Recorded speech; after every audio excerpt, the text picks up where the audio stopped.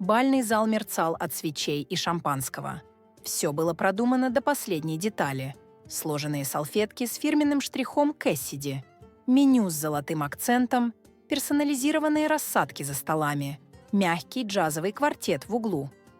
Даррен выглядел безупречно в своем сшитом на заказ смокинге, обнимая новоиспеченную жену. Оба сияли теплом молодой пары. Я села за круглый стол у задней стены, рядом со льдом в виде скульптуры.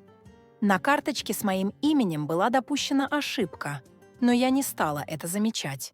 Мать Кэссиди, Памела, уже выступала с речью ранее вечером, трогательной и выразительной, рассказывая о том, как видела, как ее дочь доросла до сильной женщины.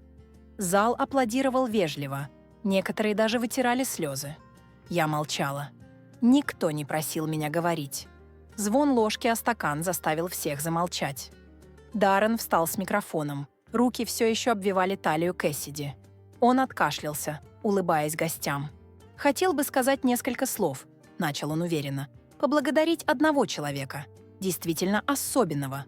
Того, кто был твердым, как скала во всем этом, мою настоящую мать».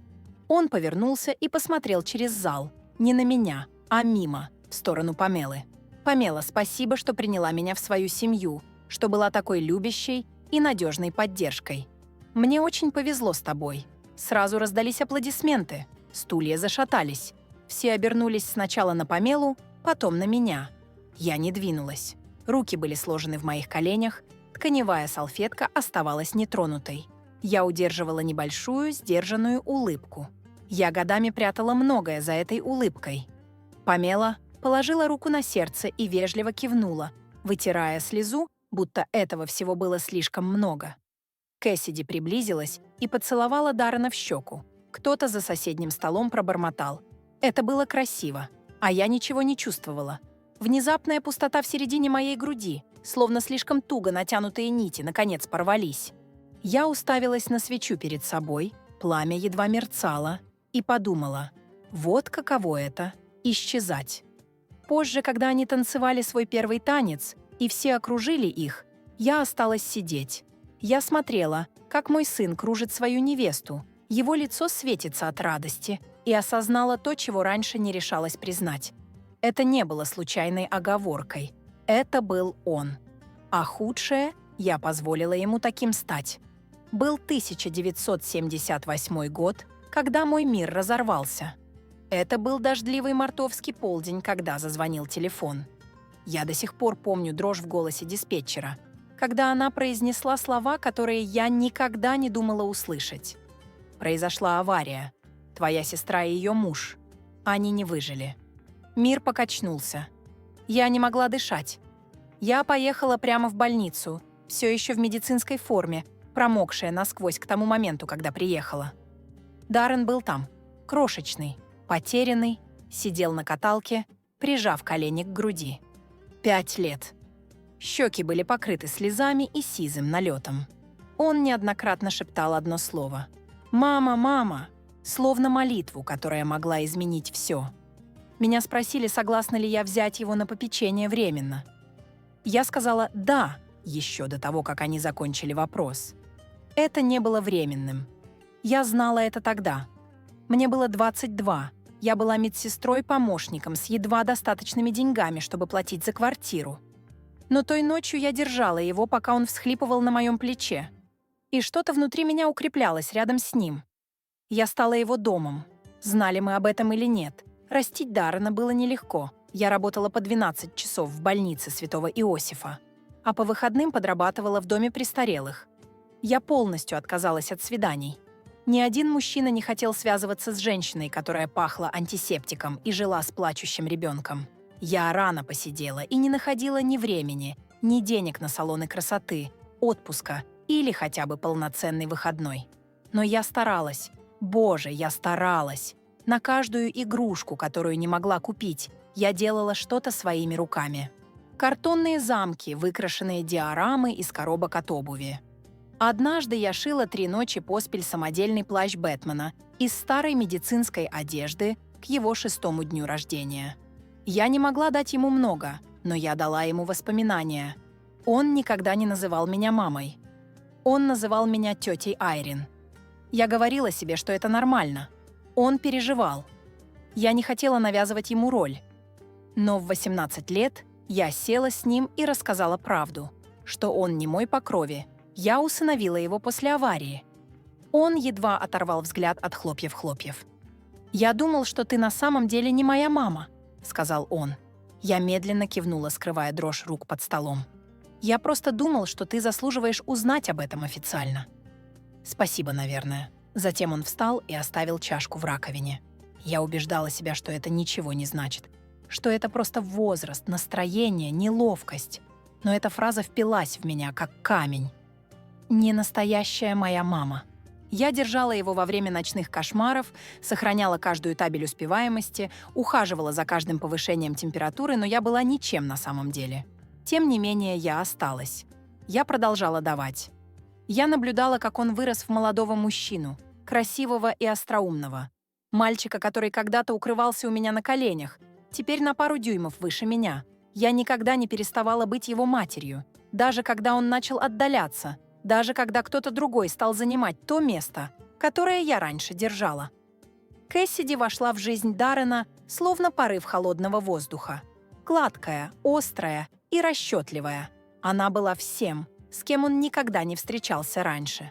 Отточенная, целеустремленная, безупречно одетая даже на неформальных встречах. Она много улыбалась, но ее глаза всегда смотрели мимо меня.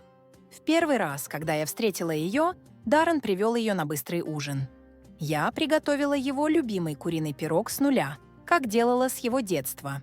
Она почти не тронула еду, сказала, что у нее непереносимость глютена, а остальное время разговаривала о последних презентациях своей компании для клиентов на рынке элитной недвижимости. Даррен просто слушал и кивал, ел так, будто не пробовал домашнюю еду месяцы. Возможно, это было правдой. Когда они ушли в ту ночь, она дала жесткое объятие, которое едва коснулось моего плеча. «Спасибо, Айрин», — сказала она. Голос был четким и отрешенным. «Не спасибо вам, миссис Сандивейл». Даже это не было мило. Просто спасибо. Как вы говорите незнакомцу, отдающему вам чек? Я думала, что она привыкнет, что просто приспосабливается, но не привыкла. Чем дольше они были вместе, тем реже я слышала Даррена. Еженедельные звонки стали двухнедельными, затем раз в месяц. Потом, только когда что-то нужно было, свидетельство о рождении, рецепт, налоговые бумаги. Сообщения были короткими, написанными с чувством обязанности. Он уже не спрашивал, как у меня дела. Я слышала упоминания о матери Кэссиди, Памеле, вскользь. Она устраивала помолвочные завтраки, помогала планировать поездки, выбирала мебель для их квартиры. Меня никогда не приглашали на эти события. Ни разу. Когда объявили о помолвке, это не сказал Даррен. Это было в посте в Фейсбуке. Кэссиди отметила меня в нем, после того, как информация уже была опубликована. Я оставила сердечко-комментарии. Никто не ответил. Через неделю я встретила старую соседку в продуктовом магазине. Она поздравила меня с предстоящей свадьбой Даррена и спросила, была ли я на девичнике. Я тихо рассмеялась, делая вид, что просто пропустила это. Правда была в том, что мне не сказали, что он был. Это было тонко, как семья Кэссиди отдаляла меня. Пропущенное приглашение, групповое фото, в котором меня не было, письмо с меню, в котором меня не включали. А Даррен позволял этому происходить. Нет, он не просто позволял. Он подстроился под это. Однажды я оказалась на краю своей кровати, держа в руках рисунок Даррена из детства. Это была наша фотография. Он держал меня за руку под солнцем с кривой улыбкой. Он подписал ее «Мне и маме». Это был тот год, когда он перестал называть меня тетей Айрин. Я проводила столько лет в страхе, что не была для него достаточно хорошей.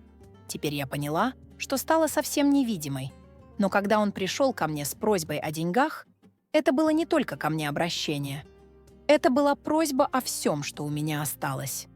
Это было в среду днем, когда Даррен появился без предупреждения.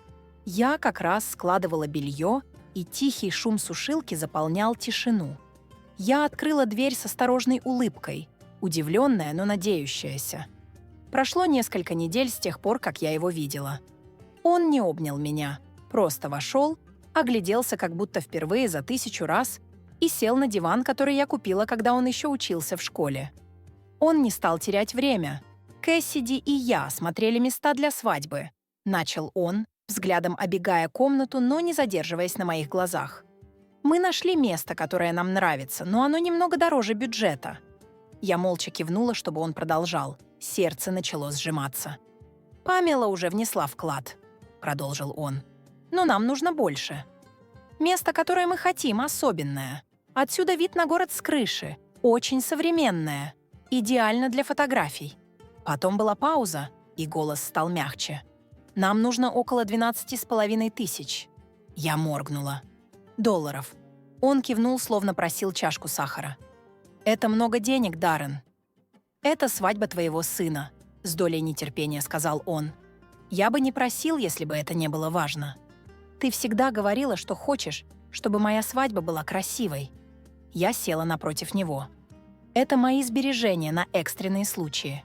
Деньги, которые я копила на медицинские счета. Или, я замялась, на мои похороны, когда придет время». Он откинулся, скрестив руки.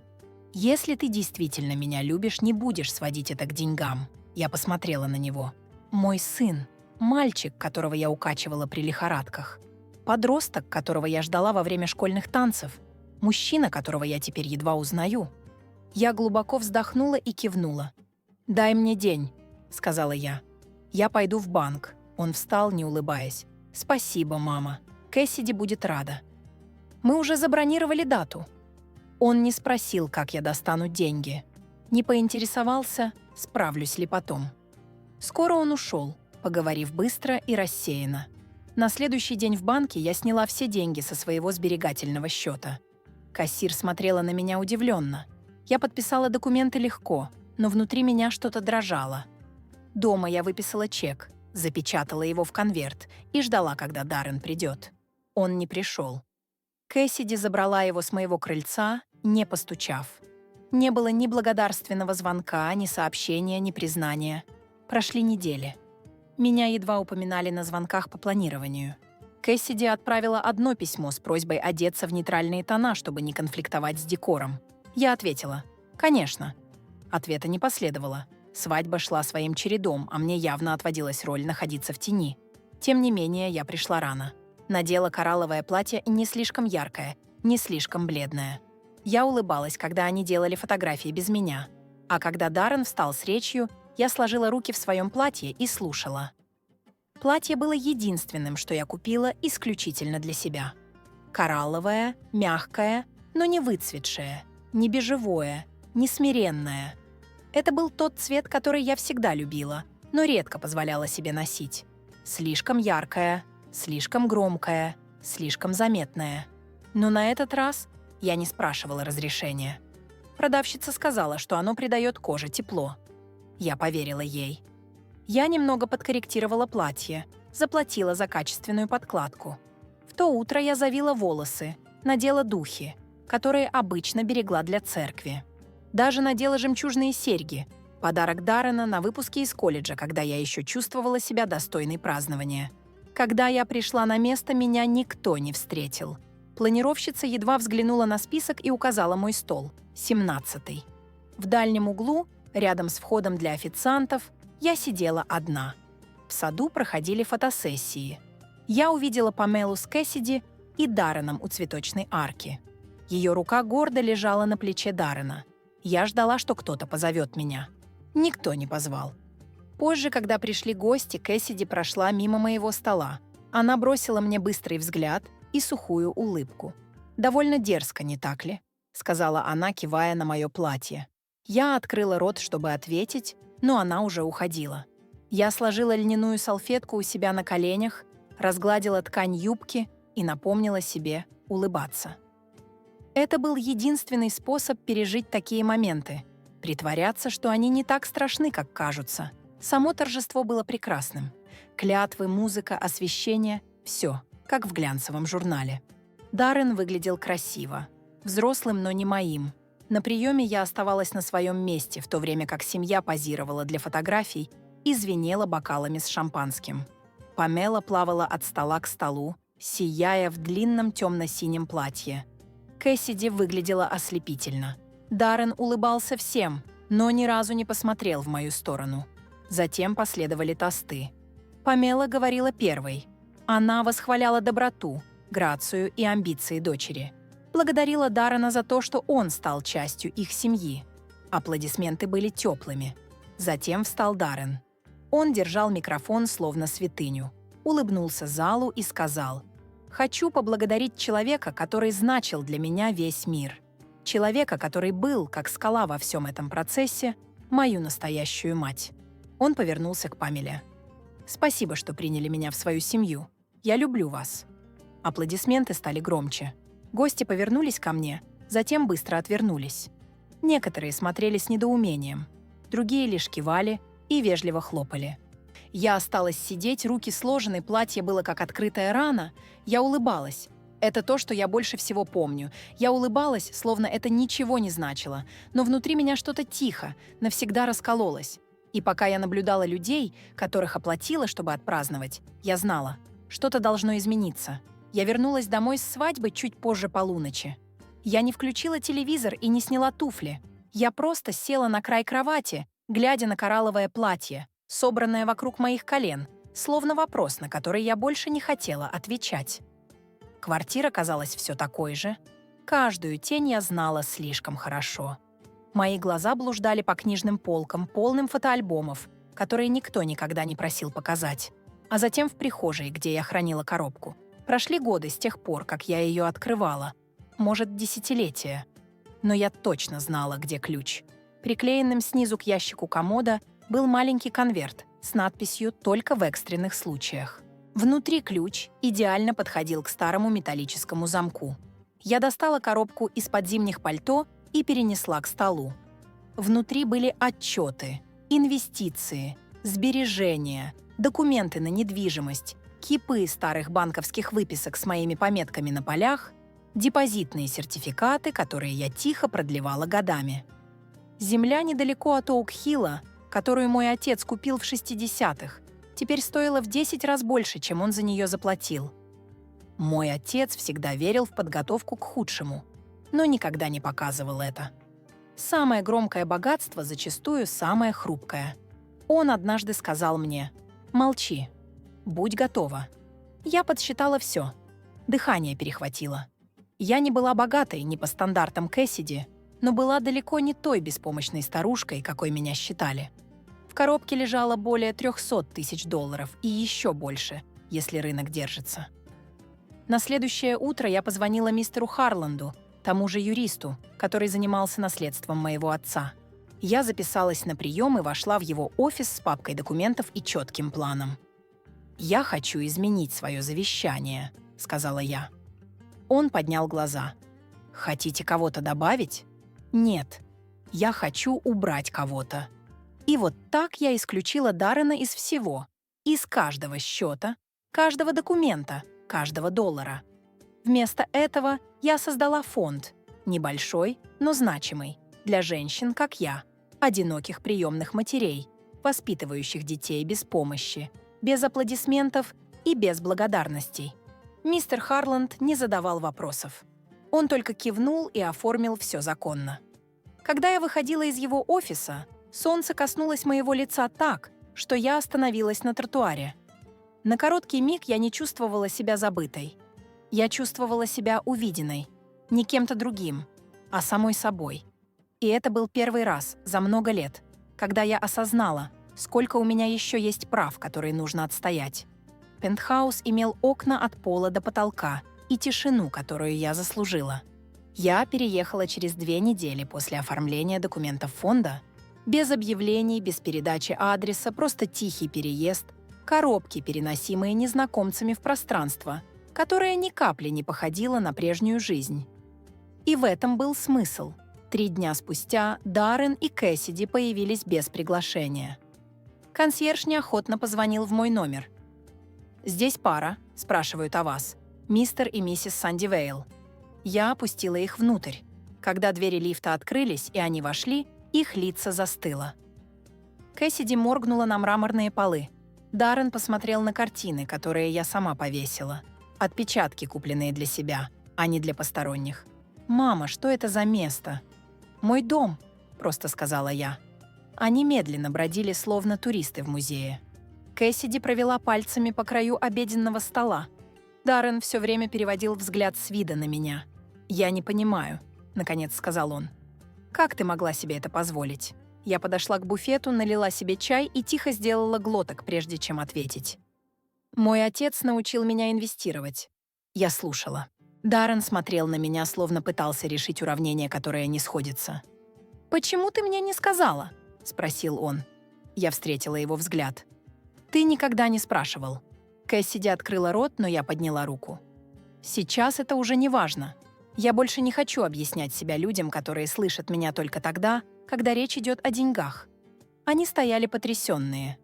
Тишина между нами была не неловкой. Она была ясностью. Даррен хотел что-то добавить, но я отвернулась, подошла к окну и позволила городу говорить за меня. Позднее той же ночью пришло извинение, но не так, как я ожидала. Первый букет пришел на следующее утро. Белая роза, открытка с подписью только с его именем. Потом начали приходить сообщения. Сначала от Кэссиди, затем от Даррена, потом снова от Кэссиди. Сначала вежливые, затем умоляющие, затем тихие. Памела позвонила и попросила разобраться. Я сказала ей, что не принимаю встречи с людьми, которые заинтересовались мной только после того, как я исчезла. Прошло 3 дня. Затем позвонил Даррен и спросил, чего я хочу. «Я хочу публичных извинений», — сказала я в камеру и разместила видео там, где все могли его увидеть. Он молчал так долго, что я подумала, что линия оборвалась. «Это унизительно», — наконец пробормотал он. Я не ответила. Мне это было не нужно. Позже на неделе видео появилось в интернете. Он сидел в своем офисе. Бледные руки смущенно сложены перед ним. Никакого сценария, никакой музыки, только Даррен, смотрящий в камеру усталыми глазами. Он говорил обо мне, обо всем, что я сделала для него, о том, как он принимал это как должное. Он признал, что я воспитала его, когда никто другой не хотел, что он игнорировал меня, стыдил, стирал из своей жизни. Он сказал, что не ожидает прощения, лишь того, что я заслуживаю быть увиденной. Комментарии начали сыпаться быстро. Большинство злые, разочарованные в нем. Некоторые становились на мою сторону, другие просто были поражены. В ту ночь я 1 раз посмотрела видео в одиночестве, выключив свет. Потом закрыла ноутбук, отключила телефон и посидела в тишине.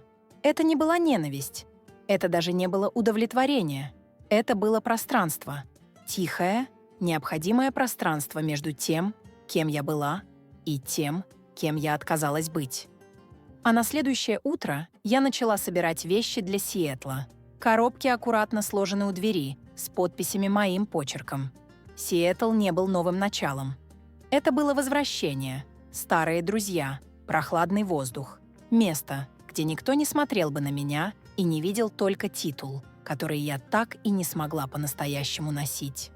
Мать жениха. Письмо пришло за день до моего отъезда. Конверт с надписью от руки, почерк Даррена, наклоненный. Внутри страницы, полные скорби и воспоминаний. Он писал о моментах детства, о которых я не думала, что он помнит. Он признал, что подвел меня, что теперь понимает это, что ему жаль. Я внимательно прочитала письмо 1 раз. Потом открыла ящик в своей спальне. Тот, что оставляла почти пустым годами. Внутри была фотография Даррена в 5-летнем возрасте, обнимающего меня за шею, с прорезанной улыбкой, освещающей все его лицо. Я положила письмо рядом с ней. Не для сокровищ, не для забвения, а чтобы положить туда, где оно должно быть. Частью моей жизни, но больше не в центре. Я не ненавидела его, я даже не хотела, чтобы он страдал. Я просто хотела жить жизнью, которая не строилась вокруг ожидания, что он наконец заметит, что я всегда была рядом. И, наконец, я была